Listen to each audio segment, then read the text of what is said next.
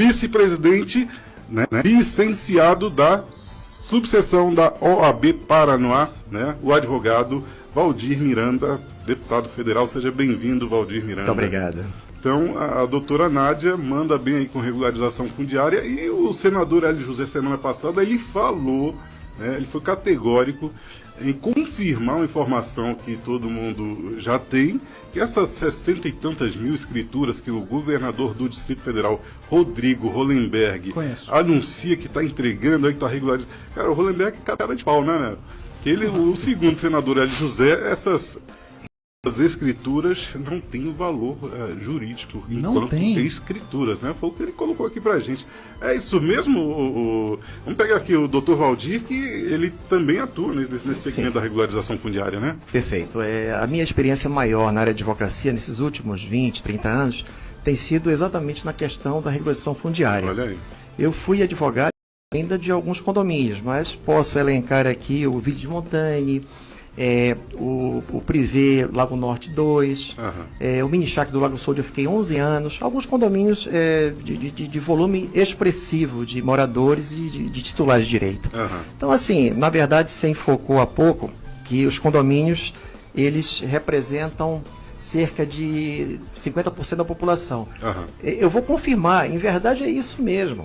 E esse governo, como alguns governos anteriores, eles não tiveram a sensibilidade de trazer essas pessoas para a legalidade, que hoje são cidadãos, é diferente da situação que se tratava em governos anteriores, como José Aparecido, governos bem mais antigos.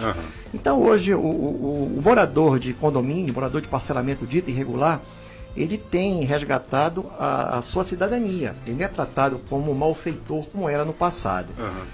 Sim, se o governo efetivamente tivesse a vontade de fazer, bastaria que ele desse um tratamento, uma atenção especial aos condomínios, especialmente aqueles que já pagam o IPTU desde 2005. Por quê? Porque se o Estado tributa a ocupação ou a titularidade de alguém em relação a um lote, efetivamente há ausência de clandestinidade. O Estado reconhece efetivamente que aquela pessoa tem aquele imóvel naquele lugar, efetivamente um condomínio dito irregular, e tributa, inclusive, aquela ocupação ou aquela titularidade. Então, se o Estado efetivamente tivesse interesse em resolver a questão, ele traria essas pessoas para a legalidade e seria uma forma, inclusive, de trazer recursos para os cofres públicos, tentando, talvez, resolver essa quebra que a gente observa no Distrito Federal, especialmente nesse governo do Hollenberg. O Hollenberg, infelizmente, foi o governador que menos atuou nessa esfera de regulação de condomínios. E falo isso com conhecimento de causa, porque desde de governos anteriores, desde a época do Zé Aparecido, eu acompanho essa problemática dos condomínios. Então, o que acontece? O único governo que ainda teve a criação de um grupo multidisciplinar que cuidou efetivamente da regulação dos condomínios foi na época do governo Arruda. Foi criado o Grupar, que era um grupo de regulação dos condomínios, onde tinha assento membros dos diversos órgãos encarregados da regularização do Distrito Federal. Então, naquela época, havia a vontade de fazer e havia efetivamente conhecimento técnico dos órgãos afetos ao Grupar, dessa equipe multidisciplinar, para resolver a questão dos condomínios. Tanto é que naquela época foi criada a lei da venda direta, foram regularizados aqueles 4 primeiros condomínios da região do Jardim Botânico, quer dizer, foram precursores de algo que poderia ter sido utilizado como modelo para os governos posteriores. Infelizmente, no governo Agnello, houve uma dissolução praticamente branca do Grupar, foi criada uma secretaria de condomínios que era inoperante. E no governo atual, esse encargo foi passado para a Secretaria de Habitação, que simplesmente fez dormitar os processos em seus prateleiras. Não houve sequer uma regularização que eu tenha conhecimento relacionada a esses condomínios ditos irregulares. Então, assim, quando chega essa época de eleição, lamentavelmente, esses candidatos, especialmente os que estão no governo, voltam a frequentar os palanques dos condomínios em busca de votos. Então, assim, é bom que o morador de condomínio, efetivamente, tenha essa memória e não se deixe seduzir pela promessa momentânea em busca do voto. Dou um exemplo, claro, do nosso atual governador. Em época de campanha, ele esteve à frente do Estância Quintas da Alvorada, prometeu efetivamente a regularização, se comprometeu através até de um termo de compromisso, etc. Verdade. E simplesmente deu as costas. E agora, recentemente, no mês de junho, como estava se avizinhando a questão da eleição, em busca de votos, repetiu novamente a mesma postura.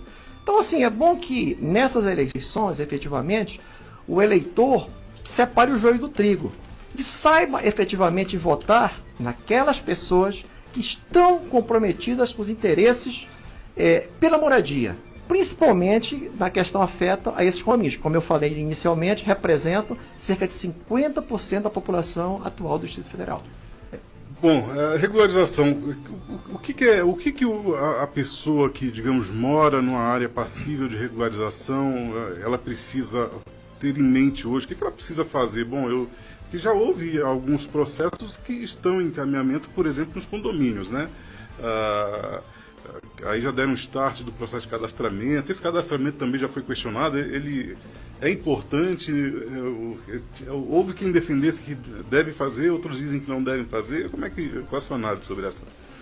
Antes de abordar especificamente essa questão do cadastramento da Terra Cap, sim, né? da Terra Cap, eu queria dizer o seguinte: a 13465 foi uma lei que foi criada como um plus, porque na verdade já existem legislações esparsas que permitiriam efetivamente a regularização dos parcelamentos. O que falta, no meu entendimento, é coragem de ousar. E vontade política. Vontade política, efetivamente, de um governante que queira solucionar a questão. Porque cada um deles que assume, pelo menos nesses últimos 30 anos, de uma maneira geral, eles simplesmente prometem antes de serem eleitos. Depois esquecem quem mora em condomínio. É tratado realmente de uma forma marginal. Vale lembrar que, como o senhor mesmo colocou, por exemplo, no governo Arruda, ele iniciou o processo de regularização. Sim, né? sim. Eu lembro que à época eu morava no Mônaco. E foi interessantíssimo, inclusive, porque um lote lá vazio custava na faixa de 30 mil. Quando regularizou, passou para 120, brincando, né? Sim, com certeza. No caso específico que a doutora Nádia comentou do Privé Lago Norte, ele é bem emblemático. O Privé Lago Norte, existem as duas etapas, a 1 e a 2, de cada lado da pista. Na verdade, até alguns anos atrás, não existiam dois condomínios privê, era um condomínio só e houve uma divisão de administrações. E automaticamente cada um assumiu um CNPJ e se tornou independente. Mas no passado, nos primórdios de quando era um condomínio só, houve licenciamento ambiental, houve toda uma promessa do governo em regularizar, através de atitudes, através de elementos de regularização, de etapas do processo. Então, de uma hora para outra, houve essa mudança de atitude do governo. Então, é o que eu falei há pouco, não adianta se criar uma boa lei se a lei não vai ser aplicada, pelo menos dentro do espírito que ela foi criada. Esse é o problema principal. Então, nós precisamos, efetivamente, de um governante, de um governador, que esteja afinado com essas questões ligadas à terra, porque um dos maiores problemas do DF hoje é essa questão da ocupação de terras. E que, efetivamente, ele venha a cumprir as normas, as leis que foram criadas e aproveite o exemplo que nós tivemos no passado, na época do governo que eu mencionei há pouco, do Grupar. O Grupar foi realmente um grupo criado que tinha excelência em relação à questão da regularização. Então, se já existe um modelo, já existe um exemplo que deu certo, por que nós não vamos adotá-lo doravante? Esse é meu entendimento. Verdade. Agora uma pergunta aqui para arrepiar o cabelo. Hollenberg passa 2015, 2016 derrubando casa, derrubando igreja. Você acha que o discurso dele agora, que entregou 63 mil escrituras para famílias, que entregou 300 escrituras para a igreja, vai colar aí nesse discurso eleitoral? Hipótese alguma. Na verdade, ele passou praticamente os 4 anos do governo, está passando, reclamando da falta de recursos. Verdade. Agora, para mim, no meu entendimento, eu sou economista também, além de ser advogado. Então, no entendimento, digamos assim, na área econômica, o bom administrador é aquele que sabe administrar a escassez. Não adianta você administrar com um volume excessivo de recursos, qualquer um faz. Lembrando que o DF é o que mais tem recursos em todo o país, né? Sim. Em termos de fundo, se juntar ali o tesouro mais o fundo, é o que tem mais recursos. Sim, com certeza. Eu até digamos assim, deslocaria um pouquinho só o assunto para a questão da saúde, que eu tenho um comentário a fazer em relação a esse governo atual, se você me permite. Sim, pode. Perfeito. Em questão, por exemplo, da saúde, há uma reclamação diuturna dele em relação à ausência de recursos, que ele não faz porque não tem recursos. Em verdade, eu acho que o modelo adotado é inadequado. Recursos nunca deixou de haver. Pode não haver na abundância que ele esperava que tivesse. Está até devolvendo, né? Está até devolvendo por falta de uso. Então, no meu entendimento, o que falta é estabelecer um diagnóstico preciso em relação a essa questão da saúde. A quantidade de oferta de leitos, a quantidade de UTI, a quantidade de profissionais envolvidos, médicos, enfermeiros, assistentes de saúde, etc. E que seja feito um planejamento racional de alocação desses profissionais de acordo com a oferta de leitos nos hospitais, mas de forma racional, e não da forma que está acontecendo. A gente observa, isso é sempre passado na televisão de uma maneira geral, às vezes locais onde tem um médico plantonista, uma unidade abarrotada de pessoas. Então tem pessoas que vão continuar morrendo na fila se não houver, novamente, a vontade de fazer. Apanhar esse recurso que existe e racionalizar a aplicação. Tá aí.